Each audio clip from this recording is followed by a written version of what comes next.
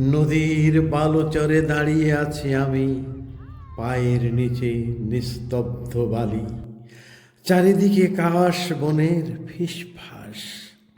এখানে বর্ষায় থাকে শুধু পানি আর পানি, আর শুষ্ক মৌসুমে বালি আর বালি, ঠিক যেন চৈত্রের রোদে ফেটে যাওয়া মানুষের বুক।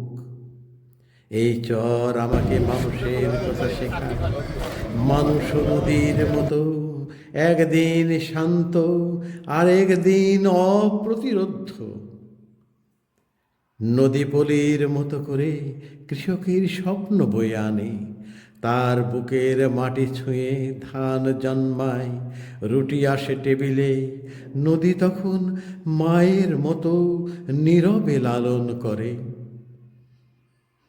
কিন্তু এই নদী বর্ষায় রূপ নেয় দাবানলের জলে, ভেঙে দেয় ঘর, ভাসিয়ে নেয় শেকড়।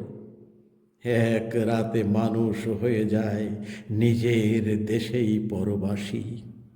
মানুষও তাই, একই মানুষ কারো ক্ষুধা বোঝে, আবার কারো অসহায়ত্বে হিসাবের খাতা খুলে বসে। নদীর অন্তত ঋতু আছে, ভয়াল হওয়ার সময় আছে, শান্ত হওয়ার সময় আছে। কিন্তু সমাজের মানুষ, কিছু মানুষ আছে বন্ধু, যাদের কোনো ঋতু নেই। তারা বর্ষায় শুধু নয়, সব সময় মানুষের ডুবতে থাকা হাত খোঁজে, সাহায্যের জন্য নয়, সুযোগের জন্য। এই ভালো আর মন্দের মাঝেই আমাদের অভিযোজন করতে হবে। চরের মানুষের মতো, নদীর ঢেউয়ের মতো, না পারলে স্রোতে হারিয়ে যাব।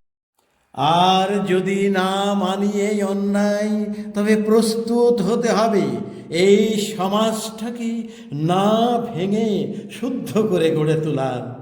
অপেক্ষায় থাকো বন্ধু, সেই দিনের অপেক্ষায় থাকো।